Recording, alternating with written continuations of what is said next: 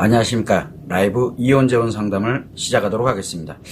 라이브 실시간 방송으로 진행되고 있는 이혼 상담 또는 재혼 상담에 대해서 제가 하나씩 해드리고 있는데, 여러분들께서는 일단은 기본적으로 궁금한 내용에 대해서는 채팅창으로 물어보시면 제가 바로바로 답변을 해드립니다. 그리고 이혼과 재혼에 관련돼서 궁금한 내용들에 대한 부분을 채팅창을 통해서 질문을 하시면 제가 답변을 해드리고, 내가 뭔가 상담을 해야 되겠다라고 생각 들면 채팅창을 통해서는 요약 정리를 해서 올려주시면은 제가 포괄적인 내용으로 제가 상담을 해드립니다. 그리고 자세하게 방법에 관련되는 부분부터 자세한 내용이 좀 필요하다 생각되시는 분들은 이메일로 무료 이혼 상담 신청서 또는 무료 재혼 상담 신청서를 작성을 하셔서 저한테 메일로 보내주시면 제가 답변을 보내드립니다. 물론 지금 이메일로 상담 신청, 무료 상담 신청하시는 분들이 좀 많이 있기 때문에 제가 하나하나 답변을 보내다 보니까 시간이 다소 늦어지는 부분이 있습니다. 그런 점을 감안을 좀 하시고, 분명한 건 제가 답변을 때가 되면 보내드립니다. 조금 오래 걸릴 것 같아요. 그러면 제가 미리 조금 오래 언제쯤에 발송을 해드릴 수 있을 것 같습니다라고 제가 보내드리니까 부담 갖지 마시고, 좀 세부적인 내용을 좀 알고 싶다라고 생각되시는 분들은 상담 신청서를 작성을 하셔서 이메일로 보내주시면 좋을 것 같습니다. 일단은 라이브 이혼 재혼 상담은 이혼과 재혼에 관련되어 있는 상담을 진행하기 때문에 여러분들께서 외도와 연결이 되어 있다라고 하면은 외도 상담을 신청을 하시고, 그게 아닌 이혼에 관련되는 부분에서 자녀들과의 문제가 생겼던, 친구들과의 관계에 문제가 생겼던, 그리고 가족들 간의 문제가 생겼던, 내가 살아가는 데 있어서의 어려움이 발생을 했던, 또는 누군가와 문제가 발생을 했던 여러 가지 사안에 의해서 내가 좀 어려움을 겪거나 문제가 발생이 됐다라고 하게 되면 이혼 재혼 상담에 준해서 저한테로 신청을 하시게 되면 제가 상담을 해드리도록 그렇게 하고 있습니다. 외도와 연결이 되어 있다라고 하게 되면 이유이하를 막론하고 외도 상담을 진행하셔야 됩니다. 결혼 생활을 할 때 외도와 연결이 되어 있었어. 근데 난 이혼한 지 지금 한 10년 됐어. 그러더라도 반드시 외도 상담을 진행을 하셔야 됩니다. 왜냐면 한 번 외도와 연결이 딱 되게 되면 미혼일 때도 마찬가지고, 결혼을 해서도 마찬가지고, 이혼을 해서도 그렇고, 재혼을 해서도 그렇습니다. 인생을 살아가면서 외도와 연결이 한 번 됐다라고 하게 되면 이유여를 막론하고 10년이 지나든 20년이 지나든 30년이 지나든 관계없이 외도 상담을 해야 됩니다. 이거는 이혼 재혼하고는 관계가 없습니다. 외도와 연결이 된 그 시점 이후부터는 무조건 불행한 인생을 살게 돼 있습니다. 최하가 불행한 인생이에요. 그리고 좀 더 안 좋으면은 최악의 인생을 살게 되죠. 그래서 내 인생이 아니에요. 그때부터는 외도와 연결이 되는 그 순간부터는 내 인생이 아닙니다. 그래서 외도와 연결이 돼 있다. 과거에 10년 전, 20년 전에도 괜찮아요. 외도와 연결됐다 그러면 이유여를 막론하고 외도 상담을 신청해야 됩니다.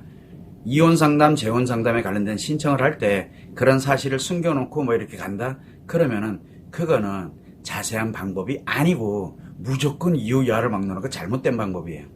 그래서 그런 부분을 항상 여러분들이 생각을 하시고, 많은 분들이 채팅창을 통해서 또는 이메일로 저한테 이혼 상담, 재혼 상담에 관련되는 신청을 하시는데, 대부분이 보면은 이 외도와 연결이 되는데 그걸 감추시더라고요. 근데 그건 감출 내용이 아니라 내 인생이 걸려 있는 거기 때문에, 그래서 그런 부분에 대한 것들은 있는 그대로 그냥 저한테 이야기를 해주시면 제가 필요한 경우에 아마 이메일로 상담 신청을 하신 분 중에 제가 아마 답변 보내드릴 때 이혼 상담에 준해서 또는 재혼 상담에 준해서 하는 것이 아니라 외도 상담에 준해서 상담을 진행을 하겠습니다라고 해서 제가 발송해드리는 그런 내용들이 종종 있습니다. 이제 그걸 한번 참고를 해보시면은 분명히 외도가 얼마나 무서운 건지를, 그래서 그 문제는 발생되었을 때 해결해 놓지 않으면 결국은 평생을 갑니다. 평생을 불행하게 살게 만듭니다. 기본을. 그러니까 내가 불행해지는 건 기본이에요. 이제 타인들까지 불행하게 만드는 건 이제 악화되는 거고요. 이게 여러분들이 살아가는 인생입니다. 그래서 겪지 말아야 될 일인데, 어쨌든 그것과 연결되어 있지 않다라면 무료 이혼 상담이나 또는 무료 재혼 상담을 신청을 하시면 제가 하나씩 상담을 해드리도록 그렇게 하겠습니다.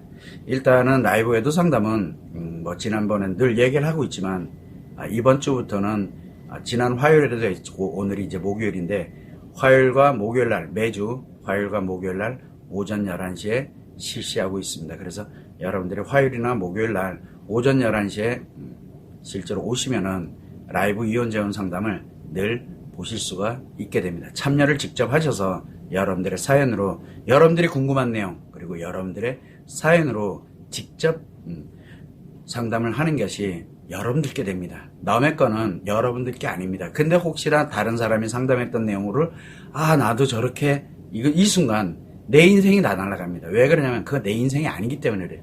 다른 사람 인생이에요. 그래서 우리가 흔히 보면 뭐 예를 들어서 이혼하고 난 다음에 아이 문제 이런 게 생기고 이렇게 됐다 그러면 이렇게 하세요라고 얘기해. 그거 말하는 사람 인생일지 몰라도 여러분들에게는 해당이 하나도 안 되는 내용이에요. 그래서 엄청나게 심각해져 가고 있다는 거를 너무 몰라도 너무 몰라요. 그래서 이혼 심리가 됐든 재혼 심리가 됐든 몰라도 너무 모르다 보니까 문제가 발생되면 해결되는 게 아니라 오히려 점점점 이제 문제가 심각해져 가는 그게 현실입니다. 그래서 제가 이래서는 안 되겠구나. 그래서 이혼을 하더라도 재혼을 하더라도 행복하게 분명히 살아갈 수가 있는데 더 이상 이걸 방치해둔 채로 가서는 안 되겠다라는 그런 생각으로 라이브 이혼 재혼 상담을 진행하면서 여러분들에게 이혼을 했던 재혼을 했던 이혼을 생각하던 재혼을 생각하던 어떻게 준비를 해야 되고 어떻게 행복하게 살아가야 되는지를 알려드리는 거에 초점을 맞추고 있습니다. 이 점을 여러분이 꼭 참고를 해주시면 좋을 것 같습니다. 자, 어쨌든 여러분들의 사연으로 이혼 재혼 상담을 진행하고 있다는 거 그것만 참고를 하시고 채팅창을 통해서 글을 올려주시면은 질문에 대해서 궁금한 점에 대해서 얼마든지 물어보셔도 괜찮습니다. 그 점은 항상 여러분들이 선택을 할 일이지 제가 이래라 저래라 할 사안이 아니거든요. 그래서 그런 점을 좀 감안을 하시면 좋을 것 같습니다. 자, 그러면 이제 여러분의 사연으로 상담을 진행하도록 하겠습니다. 제가 옆에 여러분들이 그 이메일로 보내온 사연을 답장은 다 보내드립니다. 근데 이제 요약 정리를 해서 좀 포괄적인 내용으로 상담을 할 때 채팅창으로 제가 글을 올려놓고 그다가 이제 여러분들이 상담 신청한 것처럼 해서 상담을 진행을 하게 되는데 지금 옆에는 지금 지금 한 4, 50개 정도는 되는 것 같습니다. 그래서 있으니까 여러분들이 굳이 질문을 안 하시더라도 최소한 제가 이혼에 대해서 재혼에 대해서 또는 제가 알려드리고 싶은 내용에 대해서 라이브 이혼 재혼 상담을 통해서 항상 이혼 재혼에 관련되어 있는 부분을 여러분들한테 알려드릴 수 있는 그런 시간으로 진행을 하고 있습니다. 물론 중간중간에 여러분들이 궁금한 내용이나 또는 상담하고자 하는 내용이 있을 때는 당연히 그것부터 우선으로 제가 상담을 해드리고 있습니다. 참고를 하시면 좋을 것 같아요. 자, 그러면 첫 번째 사연입니다. 저는 41살의 재혼이고 남편은 39살의 초혼입니다. 제 아들 한 명을 잘 키우면서 잘 살았던 것 같은데 이제 와서 남편은 자신의 아이가 있었으면 좋겠다고 늘 말하고 있습니다. 남편이 이해는 되지만 지금 아이를 낳아서 키운다는 것은 정말 아닌 것 같습니다. 남편과 대화도 하지 않게 되고 자꾸 부부싸움이 많아지고 있습니다. 이런 사연이 왔습니다. 이게 이제 그 초혼과 재혼을 했을 때 가끔 나타나는 현상이기도 합니다. 특히 자녀에 관련되는 부분 문제에서는 좀 민감한 그런 내용이기 때문에 좀 어려움이 많이 있기 때문에 이런 부분에 대해서 상담을 요청을 하시는 분들이 종종 있거든요. 자, 그러면 일단 보면 지금 아내인 경우에는 41살의 재혼이고 그리고 남편인 경우에는 39살의 초혼입니다. 자, 그러다 보니까 처음에 만났을 때는 아내인 경우에는 이혼한 상태에서 만나게 됐을 거고 남편인 경우에는 미혼인 상태에서 만나게 됐겠죠. 이제 서로 만나게 되다 보니까 서로 연애를 하고 참 좋아요. 이렇게 가다 보니까 이제 아내가 뭐 이제 여자친구지 어떻게 보면 그때는 이혼을 했고 아이를 이렇게 키우고 있지만 너무 좋으니까 그래 내 아이 키우듯이 내가 이렇게 해서 열심히 함께 살아보자라고 해서 이제 뭐 동거를 시작을 하든 아니면 재혼이라는 거는 혼인신고가 돼서 나름대로 살아가는 재혼, 대부분은 재혼할 때 결혼식이라든가 이런 부분들에 대해서 굉장히 부담을 많이 느끼게 되는 이런 형태되다 보니까 동거하면서 혼인신고를 하게 돼서 그러면서 이제 결혼 생활을 해나가는 경우가 의외로 많이 있습니다. 자, 그럴 때 내가 이 아들이 이제 아내 전 남편의 소생인 거라고 생각을 하면 돼요. 그래서 나름대로 처음에는 이제 초혼인 남편도 마찬가지로 어쨌든 처음에는 아이도 잘 케어를 하고 그리고 이제 아내와도 잘 보내게 됩니다. 어쨌든 결혼 생활이기 때문에. 그래서 이렇게 살아오다 보니까 이제 일정한 시간이 보통 1년 이렇게 지나가다 보면은 아내와 재밌고 즐거운 이거보다는 재미와 즐거움보다는 자기 자신도 모르게 아이에 대한 뭐 그렇다고 그래서 지금 아이라고 생각을 하지 않고 내 아이다라고 생각은 하지만 그렇게 해서 열심히 잘 해오더라도 진짜 나의 핏줄에 관련되어 있는 부분에 대한 생각을 누구나 다 할 수가 있거든요. 그래서 지금 남편이 자신의 아이가 있으면 좋겠다라고 이야기를 한다. 이건 뭐냐면 아이를 낳겠다는 의지보다도 일단은 자기 생각을 아내한테 그냥 편안하게 이야기를 한 거거든요. 그래서 지금에 있는 아이도 있지만 물론 동생이 되겠지만 어쨌든 지금 있는 아이도 잘 키우고 기왕이면 한 명이 더 있었으면 좋지 않겠느냐. 아직은 나이가 있으니까 라고 이렇게 하고 또 마찬가지로 그 남편의 가족들이 있어요. 그 부모님이 계시게 되고 주변에 가족들이 있을 때 그 사안에 관련되는 부분도 또 이렇게 봤을 때 자기 자신의 핏줄에 관련되는 부분, 아이에 관련되는 부분 이야기를 종종 하는 경우가 있거든요. 그렇게 됐을 때 이야기하기가 되게 처음에는 아이 괜찮아 라고 얘기하더라도 자기 자신도 모르게 점점 거기에 그런가? 그러니까 우리가 그 결혼할 때 그리고 이제 살아오면서 굳이 그렇게 뭐 아이 따로 낳을 필요 뭐 있어. 지금 있는 애 하나로도 충분해 라고 생각하면서 살아왔을 거예요. 그런데 이제 이게 그래도 하나 더 있으면 좋지 않을까? 라고 생각을 할 수도 있고 또 하나는 동생의 필요성에 대한 부분을 생각을 할 수도 있어요. 동생. 그러니까 외동아들을 키웠을 때 오는 문제점, 그 다음에 아들의 또 다른 동생이 또 하나 있었을 때 나타나는 그런 어떤 현상들 여러 가지를 생각해 볼 때 아이가 하나 있었으면 좋겠다라고 이렇게 그러니까 자신의 아이가 있었으면 좋겠다라고 얘기하는 거는 결국은 이제 내 핏줄과 연결되어 있는 거를 이야기를 하게 되는 건데 많은 분들은 그냥 아이 하나 더 있었으면 좋겠다라고 해서 이제 아이를 더 갖기를 원하는 경우도 있다는 얘기죠. 그런데 지금의 사연을 볼 때는 남편은 아마 자기 아이에 관련되는 부분을 이야기를 하고 있는 것 같습니다. 자, 그러다 보니까 아내 입장에서는 이 아이를 내가 낳고 그 다음에 지금까지 양육해 오면서 키워오면서 지금도 양육을 하고 있지만 양육하면서 그런 우리가 임신, 출산 그런 과정 여기에서 어려움을 겪었던 경험이 있거든요. 그러다 보니까 지금 이 나이에 40이 넘어서 이 나이에 또 아이를 갖고 거기에 또 임신을 하고 난 다음에 출산을 하고 그리고 그 꼬맹이 때부터 이렇게 키워오고 또 거기에 뭐까지 있냐면 전 남편에 관련되어 있는 사안에서 아이를 양육해 올 때 전 남편이 전혀 도움을 주지 않고 오히려 나를 더 힘들게 만들고 했다면 그 경험을 갖고 있거든요. 그러다 보니까 아내 입장에서는 지금 남편은 경험이 없지만 아이를 낳아본 경험이 낳아서 양육하고 뭐 하는 그러니까 태어날 때부터의 일련의 과정에 관련되는 부분에 대한 경험이 없어요. 초혼이다 보니까. 그런데 재혼인 아내 입장에서는 내가 임신을 하고 출산을 해서 키워왔던 경험이 있어요. 그때 어렵고 힘들었다라고 하게 되면 이 나이에 대해서 또 애를 낳는 거에 대한 엄청난 부담을 갖게 돼요. 엄청난 부담.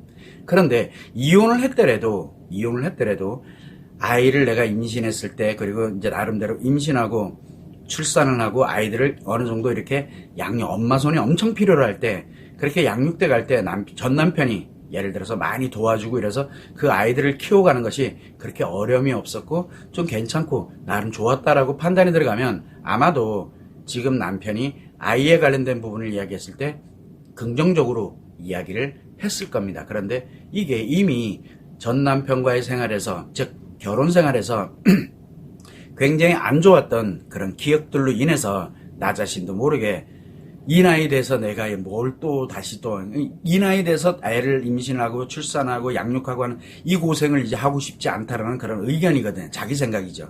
그래서 아내는 그렇게 생각을 하게 됩니다. 그러다 보니까 남편이 초혼인 입장에서 남편의 입장을 보면은 이해는 돼요. 그러나 내가 생각을 해볼 때는 더 아프고 예전에 아프고 힘들었던 그거를 돌이켜서 다시 하고 싶지 않은 거예요. 충분히 두 분 다 이해를 할 수가 있습니다. 그러다 보니까 남편은 나왔으면 좋겠는데 아내는 고생하고 싶지 않아, 예전처럼 고생하고 싶지 않아 라고 생각을 하게 되면서 이게 문제점이 이제 발생을 하게 되니까 대화가 사라지기 시작해.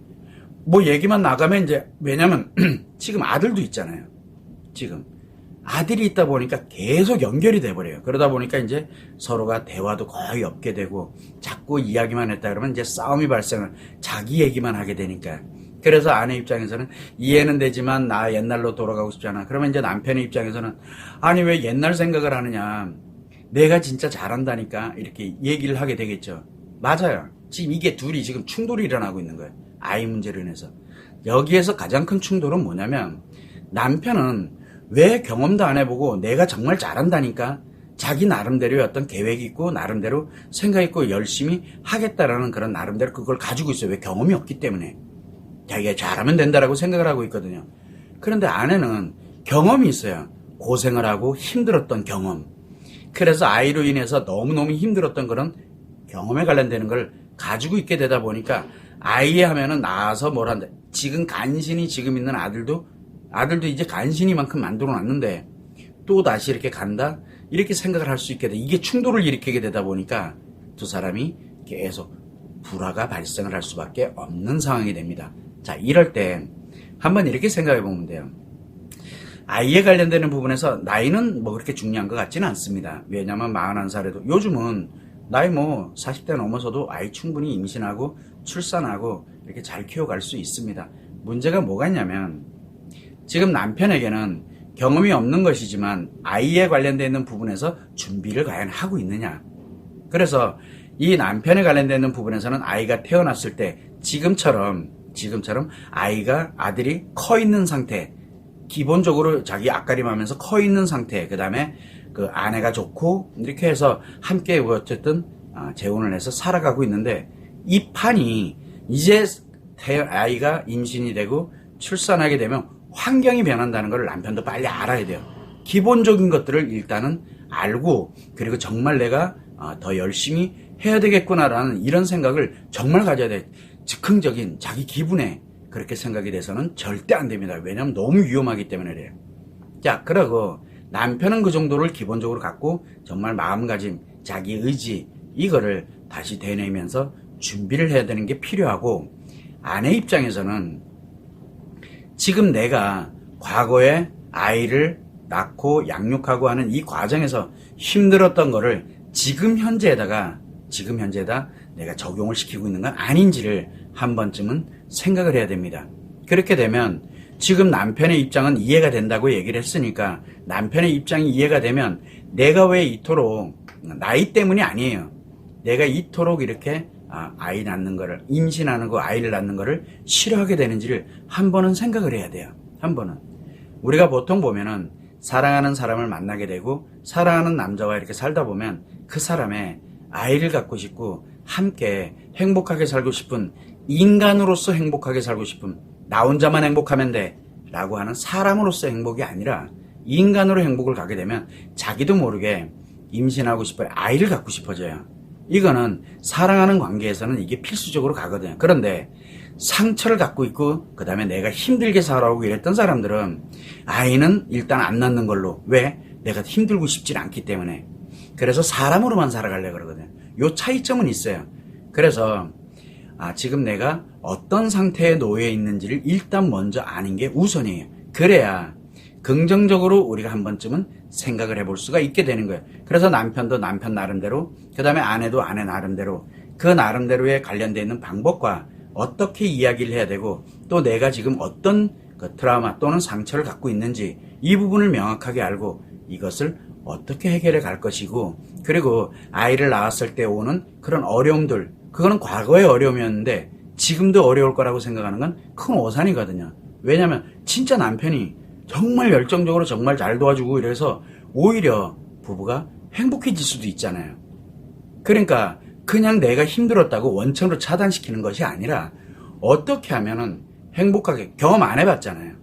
그래서 어떻게 하면 행복하게 갈 수 있을지를 생각을 하고 고민을 하고 난 다음에 이 방법을 알고 둘이 같이 대화를 풀어간다면 남편도 그렇고 아내도 그렇고 충족될 수 있는 아이를 낳는다 안 낳는다가 중요한 게 아니라 서로에 관련되는 이 접점을 만들어가는 게 매우 중요하다고 생각합니다. 지금처럼 대화도 없고 부부싸움이 계속된다면 결국은 두 사람은 부부가 아닌 이혼을 하든가 아니면 난남으로 살아가야 될 수밖에 없는, 그 어떻게 보면은 매우 중요한 일이긴 하지만 서로 정반대 입장에서 바라본 것 치고는 너무 대가가 클 수 있다는 거죠. 그래서 할 수 있는 거는 최선을 다해야 되는데 남편이 해야 될 거, 그 다음에 아내가 해야 될 거, 그걸 가지고서 좀 냉철하게 생각을 하고 판단을 해서 그거를 서로 함께 조율을 만들어가는 거, 그게 부부잖아요. 그래서 조율할 필요성이 좀 있을 것 같습니다. 그래서 남편도 이해되고 아내도 저는 이해가 됩니다. 또 남편이 그렇게 자기 나름대로 생각을 하는 것도 충분히 이해가 되고 지금 아내가 그렇게 생각을 하는 것도 충분히 이해됩니다. 그러면 아이를 낳는 것도 괜찮고요. 안 낳는 것도 괜찮아요. 왜냐하면 행복하게 살아가는 거에는 아이를 낳아서 행복하게 살아가는 방법이 있고 아이를 안 낳고 행복하게 살아가는 방법이 있거든요. 그런데 지금은 어느 거를 선택을 하더라도 다 불행해져요. 둘 다.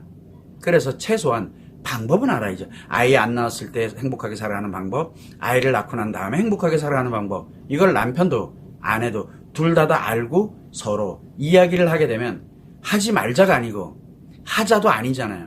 그래서 절충점을 만들어갈 수가 있게 된다는 겁니다. 그래서 이분 같은 경우에는 지금은 제가 포괄적으로 설명을 서로가 알고 서로 절충점을 찾아가는 그게 필요하다라고 제가 말씀을 드린 건데 좋고 나쁘고의 문제가 아니에요. 행복할 수도 있고 불행할 수도 있어요. 그러니까 그걸 알고 난 다음에 방법을 찾아갈 수 있다면은 두 사람이 현명하게 선택을 할 수가 있게 돼요. 자기 주장만 하면은 결국은 두 사람은 더 이상 부부관계가 아니고 불행하게 살아갈 수밖에 없는 원인이 된다는 것.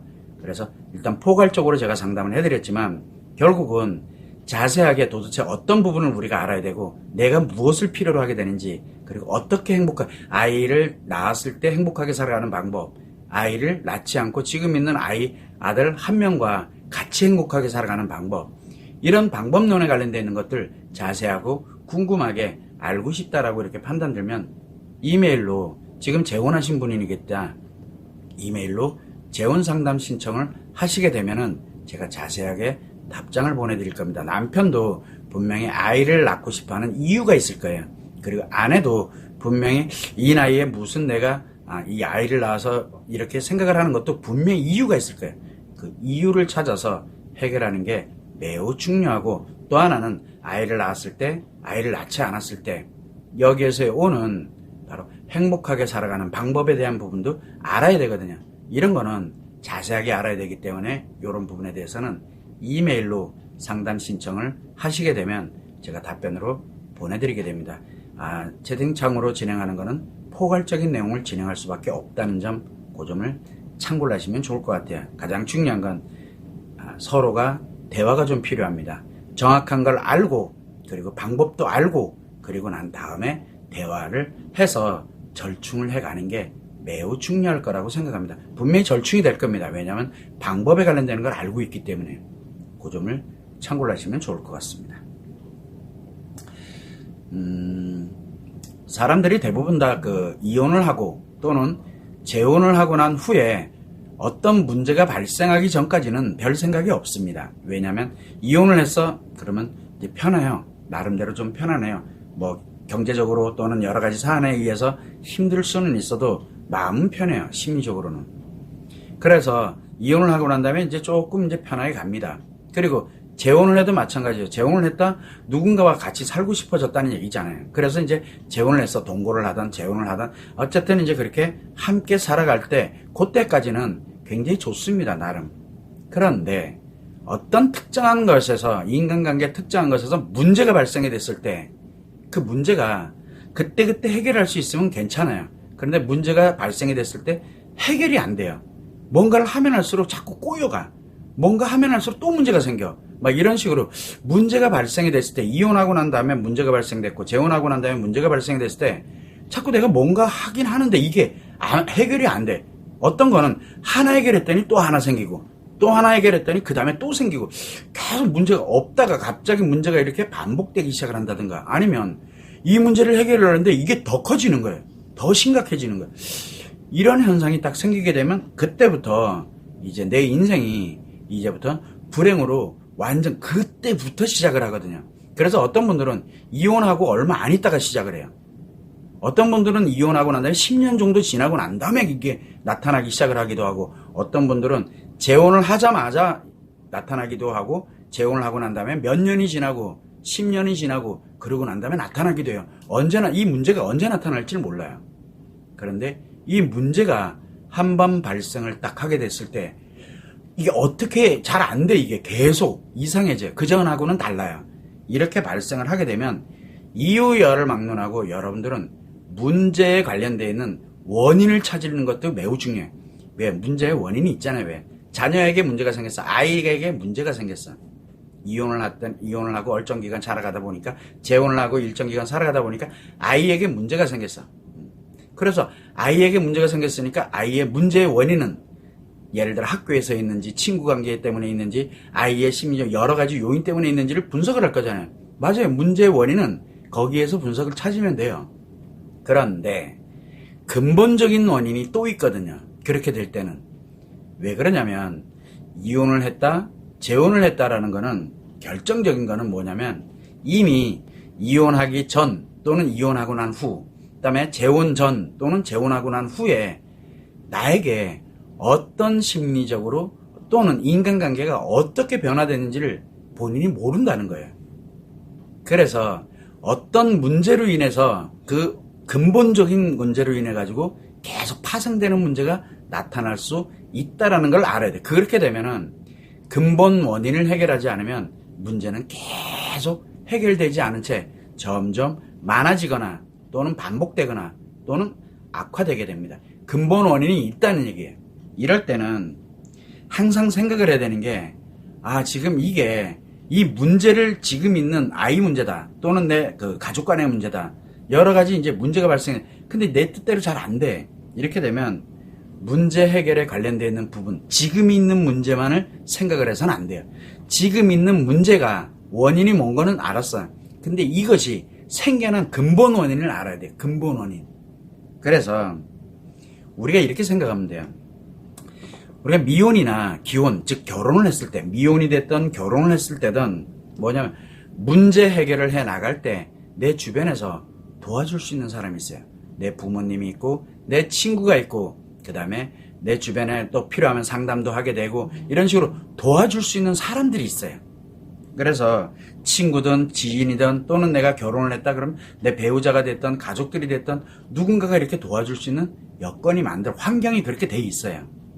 그런데 이혼을 하고 재혼을 하게 되면은 어떤 일이 문제가 발생하면 해결에 관련된다고 누군가에게 도움을 요청하면 오히려 이용당하는 경우가 의외로 많아져요. 이용당하는 경우가. 의외로 이용을 엄청 많이 당해요. 도와달라고 했더니 도와주는 척 하면서 이용을 당해요. 왜? 도와줄 수 있는 방법을 모르거든요. 그렇게 되면 왜? 근본 원인 때문에 그래요. 이게 지금. 그리고 난 다음에 내가 고민하고 힘들어하는 거 이거를 이용하려고 드는 사람이 있고, 또 어떤 경우에는 정말로 내가 필요로 하는 관련되어 있는 것에 대해서 수많은 것들을 내 자신이 대가를 치러야 되는 일이 생길 수도 있기 때문에 자칫 잘못하게 되면 이혼 재혼하고 난 다음에 문제 해결을 하기 위해서 옛날에 연애할 때 또는 옛날에 내가 결혼 생활을 할 때처럼 누군가에게 도움을 했을 때 바로바로 이렇게 해결돼 그 형태로 가게 됐을 때 오는 문제적 파급은 엄청나게 위험해질 수가 있거든요. 그래서 이혼 재혼 때는 그게 그렇게 쉽지가 않습니다. 매우 어렵습니다. 그래서 내가 결혼 생활할 때 또는 미혼일 때 그때 문제 해결하는 방식으로 이혼 재혼하고 난 다음에 문제를 해결했다가는 엄청난 결과를 초래할 수도 있다라는 얘기입니다. 그래서 문제가 발생이 돼서 현재에서 문제가 잘 해결이 잘 안 돼. 계속 반복이 되거나 또 다른 문제가 발생을 하거나 또는 이 문제가 점점 악화되고 있다. 점점 이게 해결점이 없이 그냥 점점 더 악화되고 있다. 이렇게 되면 현재 있는 문제를 그때그때 해결하려고 들어서는 큰일 나요. 왜? 그러냐면 내가 더 심각해지. 왜? 근본 원인이 있구나라는 것을 빨리 아셔야 됩니다. 그래서 이 근본 원인을 해결을 할 때 그러면 제일 중요한 게 도대체 근본 원인이 무엇이냐라는 것을 찾아야 됩니다. 그래서 근본 원인을 찾아서 그놈을 해결을 해놓고 근본 원인을 먼저 해결해 놓고 그 과정에서 또는 해결을 해놓고 난 다음에 현재 문제의 원인을 해결하는 거예요. 그리고 나서 현재 문제를 해결하는 거예요. 요 순서대로 가야 됩니다. 그런데 이게 한꺼번에 가도 괜찮아요. 그러나 반드시 이 순서대로 가야 돼요.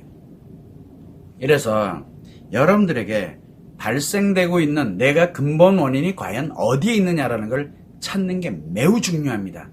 특히 이혼 또는 재혼을 했을 경우는 결혼 생활하고 있을 때, 그 다음에 우리가 일명 생각하는 연애 때, 미혼 때 이럴 때 문제가 발생됐을 때 원인을 찾는 것과 그 다음에 이혼, 재혼을 했을 때 문제가 발생이 됐을 때 그 문제의 원인을 찾는 거는 달라요. 그래서 이혼, 재혼일 경우에는 문제의 원인만 찾아서는 안 돼요. 이 원인의 근본 원인을 또 찾아야 됩니다. 이게 매우 중요합니다. 이게 문제 해결하는 방법이 다른 때하고는 완전 달라요. 그래서 문제 해결하는 방법은 결국은 근본 원인을 찾는 게 매우 중요하다는 것. 이게 첫 번째고요. 그 문제 해결을 하고 난 후에 더 반복이 돼서는 안 되잖아요. 또 다른 문제가 생겨서는 안 되잖아요. 그래서 내가 어떻게 문제를 해결할 수 있는지 능력을 만들어요. 그래서 문제 해결하면서 근본 문제를 해결하면서 문제 해결하는 능력을 만들어 놓고 그러고 난 다음에 행복하게 살아갈 수 있는 방법. 그래야 그 방법을 위해서 노력을 해 가다 보면서 자연스럽게 이혼 심리와 재혼 심리가 형성이 되면서 행복하게 살아갈 수 있는 환경이 되거든요. 가장 기초는 문제의 근본 원인을 해결해 놓는 거예요. 그런데 아직은 문제가 생기지 않았어. 이혼하고 난 다음에, 재혼하고 난 다음에. 그러면 내가 결혼 생활 또는 내가 미혼일 때 결코 순탄하게 살아온 것 같진 않아 라고 하면 분명히 뭔가가 있어요. 그러면 나중에 내가 근본 심각해지는 문제가 발생되기 전에 미리 예방을 하고 내가 행복하게 살아가야 되겠다라고 생각이 들면 지금 아예 미리 나타날 수 있는 문제들을 미리 예방을 해야 돼. 그 예방을 할 때 가장 중요한 게 나에게 있는 이 문제가 발생되는 근본 원인에 관련된 놈이 있는지 없는지를 찾는 것도 매우 중요해요. 그래서 문제가 발생이 됐던 문제가 발생되지 않았던 관계없이 최소한 이혼과 재혼을 했다라고 하게 되면 나에게 근본 문제가 발생될 수 있는 근본 원인이 있는지 없는지를 먼저 찾는 게 매우 중요합니다. 그래야 지금 내가 발생될 수 있는 문제를 예방을 할 수가 있게 되고 그래야 문제가 발생되더라도 내가 그거를 해결을 하면서 행복하게 전환할 수 있는 기회로 만들 수가 있게 됩니다. 이게 매우 중요하거든요.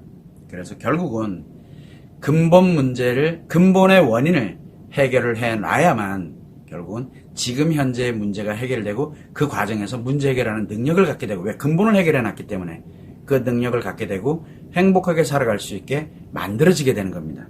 그래서 관련되는 문제들이 더 이상 발생을 하지 않도록 만드는 유일한 방법이기도 하고 자기 자신에게 문제를 해결하는 능력을 만들어가는 방법이기도 합니다. 그게 만들어졌을 때 비로소 행복하게 살아갈 수 있는 이혼 심리와 재혼 심리가 형성이 될 수 있다는 거. 요걸 여러분들이 꼭 참고를 해주시고 결국은 지금 현재 뭔가 모르지만 답답하고 어렵고 힘든 문제가 발생이 됐다. 현재 문제가 발생됐다. 딱 그러면은 문제의 원인을 찾고 그 다음에 그 원인에 대한 근본 원인을 찾아야 된다는 거. 절대 이거 잊어버리지 마세요. 이혼과 재혼에서는 반드시 필요합니다. 이혼과 재혼에서는. 요 점을 꼭 참고를 하시면 좋을 것 같습니다. 자, 하여튼 뭐 여러분들이 사연을 궁금한 게 없으신가 봐요. 어쨌든 궁금한 거 있으면 채팅창으로 물어보시면 제가 답변을 드리겠습니다. 자, 그러면 다음 상담을 제가 한번 또 살펴보도록 하겠습니다. 간단하게 요약 정리를 해주시면 됩니다. 지금 방금 올려주셨는데 한 줄로 지금 질문하신 건가요? 가능하면 간단하게 해주세요. 왜냐하면 여러 줄로 올라가면 상담 못 해드립니다. 요즘 참가를 하시면 좋을 것 같아요. 자, 그럼 제가 다음 상담을 제가 해드리는 동안 글을 올려주시면은 제가 상담을 끝나고 난 다음에 상담을 또 해드리도록 하겠습니다. 자, 두 번째 상담입니다. 남편의 폭력으로 이혼한 지 5년이 되었는데 전 남편이 잘못했다고 하면서 한 번만 기회를 달라면서 연락을 해오고 있는데 아이들은 아빠는 절대 변하지 않을 것이라고 하면서 다시는 예전으로 돌아가고 싶지 않다고 합니다. 저는 아이들 모르게 전 남편과 자꾸 연락하게 되는데 남편이 변한 것이 사실일까요? 라고 이렇게 상담을 요청해 주셨습니다. 자, 우리가 보통 보면 이혼을 하고 난 후에 전 남편으로부터 계속 뭐 재결합에 관련되어 있는 거, 만나는 거, 이런 거에 대한 연락을 받거나 이렇게 돼서 만나면서 이렇게 오는 경우, 그리고 아이들이 정말 반대하는 경우, 자칫 잘못하면 아이들이 매우 힘들어하는 경우도 발생할 수도 있거든요. 이런 경우가 의외로 이혼하고 난 다음에 자주 발생을 합니다. 사람마다 좀 나타나는 현상은 조금씩 다르겠지만 이혼 후에 흔히 나타나는 현상 중에 하나이기도 합니다. 자, 참고를 이제 한번 해보시면, 남편의 폭력으로 이혼했다. 남편이 폭력을 했다. 가정폭력입니다. 가정폭력이 있다. 그러면 남편은 뭐를 해야 되냐 그러면 처자식을 상대로 해서 아이와, 그러니까 예를 들어 만약에 아내에게 폭력을 행사했다. 그러면 처자식, 아이들은 심리적으로 학대를 당하고 있는 겁니다. 공포 분위기 때문에. 자, 그러면 아이들에게 폭력을 했다. 이거는 말이 안 되는 얘기고요. 그래서 가정폭력이 발생이 됐다. 그러면 우리가 스트레스 받아서 욱하고 예를 들어서 어떻게 하다 보니까 자기 자신도 모르게 그렇게 되는 경우도 간혹 있기는 해요. 그래도 폭력이에요. 그런데 이게 반복되고 있다.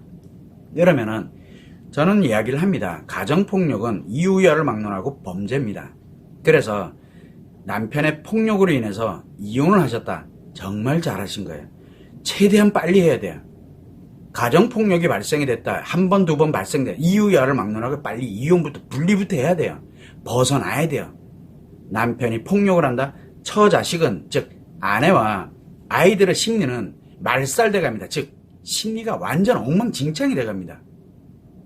진짜 아이들을 위한다면 아이를 보호하려고만 하지 말고 자기가 대신 맞으려고 하지 말고 무조건 분리를 해야 됩니다.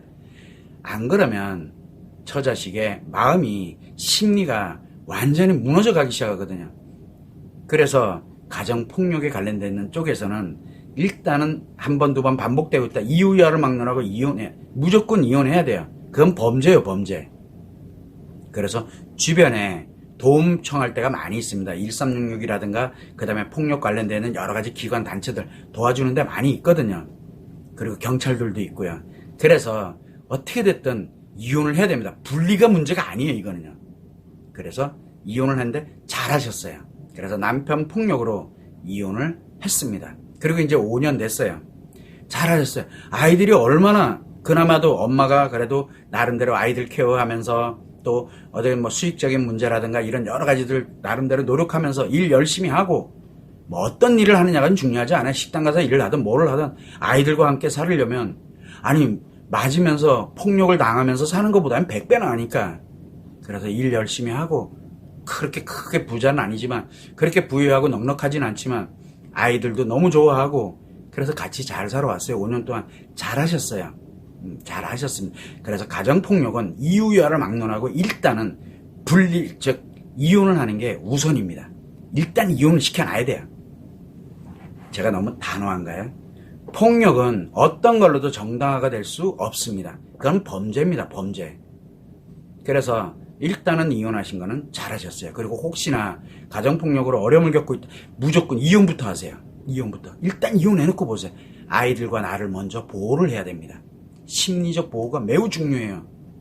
인생을 살아가야 되는데 인생이 말살돼 가고 있다니까요. 그래서 이혼은 잘 하셨어요. 그런데 5년 동안 이제 아이들 나름대로 케어하면서 정말 잘, 그래도 편안하게, 뭐 행복하다는 둘째 치더라도 그래도 편안하게 잘 지내오는, 폭력이 없는 곳에서 편하게 잘 나름대로 왔었는데, 전 남편이 잘못했다, 미안하다, 다시는 내가 안 그럴게, 그러면서 이제 한 번만 더 기회를 달라 이러면서 연락을 해옵니다. 의외로 많습니다. 연락해옵니다. 찾아도 오고 막 합니다. 그런데 아이들은 어떨 것 같아요? 경기를 일으킬 겁니다. 아마 경기를. 너네 아빠가 연락이 왔더라. 애들은 그 연락 왔다는 것만으로도 막 경기를 일으킬 수도 있어요. 정말 싫어요. 왜? 아빠에 관련되는 이게 들어가는 순간 뭐가, 심리가 그만큼 많이 무너져 있는 상태예요. 나중에 언젠가는 그거 다 회복시켜줘야 돼요. 아이들도. 그거는 나중 문제고. 그러니까 아이들의 입장에서는 이게 말이 안 되는 얘기예요. 뭐 예를 들어서 다시는 안 그렇게. 아니, 언제는 그 가정폭력 할 때 흔히 하는 얘기가 뭔지 아세요? 오늘 가정폭력이 있어서 그 다음날 되면, 그래 다시는 안 해야지. 그래 처음에는 이런 것들이 있어요. 안 속아요. 애들은 안 속아요. 그러다 보니까 아이들의 입장에서는 절대 아빠는 변할 사람이 아니야. 변할 사람 절대 아니야. 왜? 아빠만 생각해봐도 변했던 모습을 본 적이 없기 때문에 그래요. 아빠가 한 번도 변한 모습을 본 적이 없기 때문에 당연히 변하지 않는다는 확신을 가져요. 그리고 또 아이들도 가정폭력에 관련되는 아빠가 폭력을 하고 있는 이런 가정들에 대한 거 인터넷을 통해서 뭘 통해서 검색 안 해봤겠어요? 애들 다 알아요. 그렇게 되면은 어떻게 되는지도 알아요. 거기 볼 때는 절대 안 변한데 맞아요. 안 변해요. 자, 그러다 보니까 아이들이 그렇게 갑니다. 그래서 예전으로는 돌아가고 싶지 않다. 아이들의 입장에선 당연한 겁니다. 자, 그런데 내가 문제예요. 왜 그러냐면 정말 내가 가정폭력을 해서 너무너무 이건 도저히 안 되겠다. 이렇게 해서 이제 이혼을 결단을 내리고 어렵게 이혼했잖아요. 폭력하는 사람들이랑 이혼하려고 그러면요. 정말 목숨 내놓고 해야 돼요. 그래서 도움이 필요한 거예요. 외부에서. 그래서 이혼을 하고 난 다음에 이렇게 왔는데 이제 전 남편한테서 뭐라고 얘기를 해요? 다시는 안 그렇게 정말로 막 애걸복걸하고 내가 변했다. 내가 그때 바보였다. 멍청이였다. 이제 깨달은 바가 있어서 정말 잘할게. 안 살아봤잖아요. 안 살아봤잖아요. 그러다 보니까 나도 모르는 사이에 혹시나 변했으면 그래도 괜찮은 사람인데 이 사람은 폭력만 없으면 정말 괜찮은 사람인데 사실 그러기 때문에 폭력 가정에서 남편이 폭력을 하더라도 거기서 살아가는 이유가 뭔지 아세요? 이 사람은 폭력만 없으면 정말 괜찮은 사람이라고 생각하고 있기 때문에 그래서 언젠가는 폭력이 없어지겠지라고 생각을 해요. 아니거든요. 그러니까 착각하는 현상이 생기는 거예요. 자기도 모르게. 그래서 아이들 모르게 전 남편을 자꾸 연락을 하게 되고 그래도 아이들이 좀 이렇게 싫어하니까 좀 이해를 해야 되고 뭐래. 그러면서 뭐 어떠냐 뭐 했더니 난 요즘 이제 정말 내가 앞으로 잘할게 뭐 해서 이제 계속 얘기합니다. 그러다 보면 아내를 계속 듣다 보니까 정말 변한 거 아닐까? 미안한데 남편 안 변했습니다. 남편 안 변했어요. 폭력이 예를 들어서 만약에 있었어. 남편이 정말 변했어. 그러면 전혀 다른 사람이 돼 있어요. 전혀 다른 사람. 그리고 연락 와가지고 다시 한번 기회 달라? 말로 안 해요. 말로 안 합니다. 아이들이 욕을 하든 뭐를 하든 그냥 묵묵히 정말 잘합니다. 보이지 않는 곳에서 보이는 곳에서 돈이 됐든 뭐가 됐든 변했으니까요. 그런데 말로만 하는 사람들이 있어요. 생색내기라 그래요. 우리가 그거를. 그러는 사람은 변한 게 아닙니다. 자, 그러면 전 남편은 영원히 끝난 거냐? 아니에요. 전 남편이 정말 내가 미쳤구나. 정말 내가 내 처자식한테 도대체 무슨 짓을 한 거야. 라는 그런 깨달음, 잘못됐다라는 걸 알고 그리고 내 자신의 폭력에 관련되는 거 이거에 대한 부분이 범죄라는 사실도 알고 그리고 나를 회복을 하고 치료를 하고 분노 조절 장애들이 있기 때문에 그렇네요. 그래서 그런 부분을 치료를 하고 회복을 하고 난 다음에 일상생활에서 아직은 연결하면 안 돼. 일상생활을 하면서 그것을 자연스럽게 나를 익숙하게 즉 변화된 모습으로 살아가면서 능력도 만들어야 되고 폭언 없이 정말로 살아오는 인생을 하나씩 만들어 놓고 그리고 난 다음에 이제 처자식에게 내가 이렇게 만들어서 이렇게 살아와 봤는데 이렇더라라는 거를 직접 보여주는 거예요. 말로 하는 거는 믿어서는 안 돼요. 말로 하는 거는. 그래서 지금 이분 같은 경우에는 남편 믿지 마세요. 그리고 전 남편에게 자꾸 연락이 온다 그러면 변화된 모습을 직접 이 사회에서 그리고 연락하지 말고 직접 해서 1년이 됐든 2년이 됐든 3년이 됐든 진짜 함께 살고 싶으면 변화된 모습을 보여도 라고 이야기하는 게 훨씬 낫습니다. 보지 않고는 못 믿겠다. 근데 보지 않고는 못 믿겠다 이러면 만나려고 들어요. 만나면 안 돼요. 만나면 나중에 어떤 일이 생기냐면 지 뜻대로 안 된다고요. 가족들 막 난리 나요. 사건 사고 막 생겨요. 절대 만나서도 안 되고 집으로 찾아오는 것도 안 됩니다. 왜 그러냐면 그게 한 번 오는 게 어렵지 그 다음부터 오면은 자기 뜻대로 안 된다는 폭력 남편이잖아요. 그때부터 폭력이 더 강해집니다. 그러면 쑥대밭대요.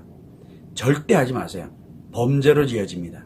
그래서 일단은 만나는 건 일단락 끊는 범위 내에서 정말 그렇게 가고자 한다면 내가 아이들 잘 케어하고 이렇게 갈 테니까 진짜 변한 모습을 보여줘라. 아이들에게. 나에게 말고 아이들에게. 이게 매우 중요합니다. 이게 말로만 하는 거는 절대 믿지 마세요. 변하지 않았다는 뜻입니다. 그래서 항상 무엇을 가냐면 우리가 왜 이혼을 하고 이랬다. 예전의 모습이 좀 달라진 것 같아. 그건 여러분들이 생각하는 눈이에요. 절대 아니에요. 그래서 내가 최소한 무엇을 이렇게 해 나갈 때는 어떻게 가야 되는지를 최소한 알아야 되거든요. 모르면은 당하는 거예요. 그냥요. 똑같이 당해요. 또 반복하고. 그래서 남편이 연락했는데 남편은 변하지 않았습니다. 자, 그러면 지금은 어떻게 되느냐? 이제 남편에게 아이들에 관련돼서 그러면 어떻게 보여주라고 얘기해야 되는 이런 세부적인 내용들. 그리고 지금 남편과 연락을 끊어야 됩니다. 연락을 끊어야 되는데 그냥 무턱대고 끊게 되면은 사건 사고로 일어날 수도 있어요. 또 만나서 뭘 어떻게 해야 되겠다. 큰일 나요. 나중에 그거 감당 못 해요. 왜냐면 폭력 성향을 갖고 있기 때문에 그래요. 설령 깨달았다라고 하게 되면은 분명히 변하는 노력을 하고 있을 거예요. 그래서 그런 거에 너무 기대하지 마시고 그렇게 해서 어떻게 하면은 남편이 변화된 모습으로 아이들에게 보여줄 수 있도록 이렇게 가면서 원활하게 사건 사고 없이 갈 수 있을까를 연구를 해야 되고요. 두 번째는 내가 얼마나 바보 같아 보이면은 그냥 아무렇지도 않게 연락해서 그러니까 한마디로 얘기해 우습게 보는 거예요. 즉 전 남편이 내가 좀 이렇게 가면 얘는 무조건 오게 돼 있어 라고 하는 그런 생각을 갖고 있을 수도 있어요. 그렇기 때문에 내가 단단해져야 돼요. 그러려면은 지금 내가 가정폭력의 피해자 입장이었잖아요. 가정폭력의 피해 치료가 과연 되었는지를 한번 생각을 해보세요. 또 한 가지는 아이들과 이렇게 살아가면서 그냥 하루하루 숨쉬면서 살아가는 게 중요한 게 아니라 어떻게 하면 우리가 행복하게 살아갈 수 있지 그 방법도 최소한 알아야 되잖아요. 그래야 아이들도 그 안에서 같이 행복하게 살아갈 거니까 이런 세부적인 방법이 필요합니다. 이분에게도. 그래서 지금은 간단하게 포괄적으로 제가 남편 믿지 마세요라고 포괄적으로 제가 설명은 드렸지만 가장 중요한 건 그 자세한 방법과 문제를 해결해 나가는 것, 그 다음에 아이들에게도 이제 안심을 시키는 것, 그리고 행복하게 살아나가는 방법에 관련되어 있는 부분에 대해서 정확하게 문제를 인식을 하고 좀 세부적으로 알고 어떻게 해야 될지를 찾아가야 됩니다. 이를 위해서는 이메일 이혼상담 신청서를 저한테로 보내주시게 되면은 이메일로 이혼상담 신청서를 보내주시면 조금 더 세부적으로 제가 발송을 해드리도록 그렇게 할 테니까 가능하면은 포괄적인 내용은 지금 참고를 좀 하시면 되고 세부적으로 어떻게 해야 되는지에 대한 부분에 대해서는 저한테 이메일로 이혼상담 신청서를 보내주시면 자세하게 제가 상담을 해드리겠습니다. 꼭 참고를 해주시면 좋을 것 같습니다. 이제 올려주셨네요. 남편이 유부녀와 외도 상담 신청을 해주세요. 왜 그러냐면 아까도 말씀드렸지만 지금 상간녀가 이혼을 했던 내가 예전에 전 남편이 옛날에 10년 전에 외도를 했고 그리고 이혼한 지 얼마 안 됐습니다. 예를 들어 이혼한 지 이렇게 됐어요. 그래서 지금 내가 혼자 이렇게 이혼하고 나서 살고 있는데 이러이러한 문제가 발생이 돼서 어렵습니다. 이렇게 예를 들어 만약에 전 남편이 옛날에 외도가 있었어. 그러면 이유 여하를 막론하고 이혼 재혼 상담하지 마시고 외도 상담을 하세요. 남편이 외도를 했다. 그날 이후부터 내 인생은 끝난 거예요. 내 인생은. 그래서 어떤 문제가 발생되든 무조건 다 발생하게 돼 있어요. 무조건 발생하게 돼 있어요. 나를 중심으로 무조건 문제가 발생을 해요. 그래서 외도 상담은 이유 여하를 막론하고 외도와 연결이 돼 있다. 이혼 상담, 재혼 상담 필요 없어요. 외도와 연결이 돼 있으면 이혼 상담, 재혼 상담 필요 없고 모든 문제가 다 생기게 돼 있어요. 무조건. 왜? 내 인생이 다 날아가고 있기 때문에 그래요. 그 외도가 발생되는 그 순간부터. 그래서 외도 상담을 해야 된다라고 얘기를 하는 거예요. 그래야 행복이라는 개념이 만들어져요. 그런데 외도가 옛날에 있었어. 근데 지금은요, 필요 없어요. 지금부터 어차피 뭘 해도 무조건 불행해져요. 상담이 필요 없다는 얘기예요. 그래서 지금 이렇게 했는데 어쨌든 이혼 접수를 했던 뭐를 했던 외도와 연결이 돼 있잖아요. 무료 외도 상담 신청서를 작성을 하셔서 저한테로 보내주시게 되면 제가 상담을 해드리도록 합니다. 자세한 방법에 대해서 상담을 해드리고 또 마찬가지로 월요일, 수요일, 금요일 일주일에 3번 오전 11시에 라이브 외도 상담이 있습니다. 거기에서 지금과 같은 내용을 그대로 질문하시면 제가 상담을 해드리겠습니다. 지금은 외도 상담 시간이 아니고 라이브 이혼 재혼 상담 시간입니다. 이혼 상담과 재혼 상담을 하고 있습니다. 그래서 서두에도 말씀드렸지만 이혼 상담, 재혼 상담을 하는데 내가 생각해보니까 옛날에 외도 관련되는 게 있었어 라고 생각하면 무조건 외도 상담으로 신청을 해주세요. 지금 외도 때문에 내가 지금 이혼을 해야 돼. 무조건 외도 상담 신청을 해주셔야 됩니다. 제가 재혼을 했는데요. 옛날 전 남편이 외도를 해가지고 그거 무조건 외도 상담 신청을 해야 됩니다. 재혼하고는 관계가 없어요. 왜? 외도가 발생되면 내 인생이 다 날아갔다니까요. 그런데 다 날아갔는데 거기다가 내가 뭔 노력을 한다고 행복해지겠냐고요. 문제만 더 커지죠. 그게 외도예요. 그래서 외도 상담과 이혼 재혼 상담은 전혀 다릅니다. 성격이. 이 점을 꼭 양해를 좀 해주시고 오해는 하지 마시고요.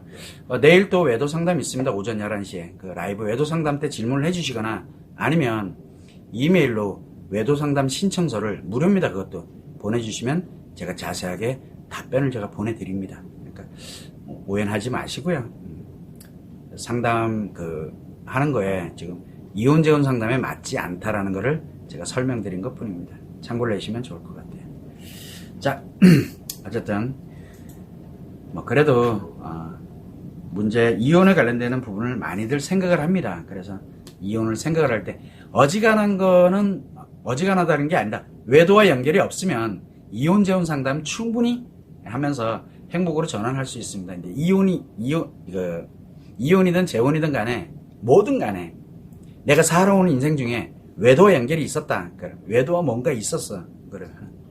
뭘 해도 무조건 내 인생 다 무너집니다. 내 인생. 이거는 정해진 수순이에요. 인생이고. 그 점만 꼭 참고를 해주시면 좋을 것 같고, 외도와 연결이 되어 있다면 이유여하를 막론하고 외도 상담을 신청을 해주세요. 반드시. 꼭 참고를 해주시면 좋을 것 같습니다. 자, 오늘은 이렇게 해서 라이브 이혼 재혼 상담을 마쳐야 될 것 같습니다. 말씀드렸듯이 일주일에 2번만 라이브 이혼 재혼 상담을 실시를 하게 되는데 이제 화요일과 목요일 날 오전 11시에 라이브 이혼 재혼 상담 때 여러분들의 사연을 가지고서 상담을 진행을 하고 있습니다. 그때 이용을 하셔서 여러분들이 궁금한 점이나 상담하고 싶어하는 내용들을 알려주시면 제가 답변을 해드리도록 그렇게 하겠습니다. 그럼 오늘은 라이브 이혼 재혼 상담은 요것으로 마치도록 하고, 다음 주 화요일 날 20일입니다. 다음 주 화요일 날 오전 11시에 라이브 이혼 재혼 상담 때 또 여러분을 찾아뵙도록 하겠습니다. 오늘 이것으로 마치겠습니다. 감사합니다.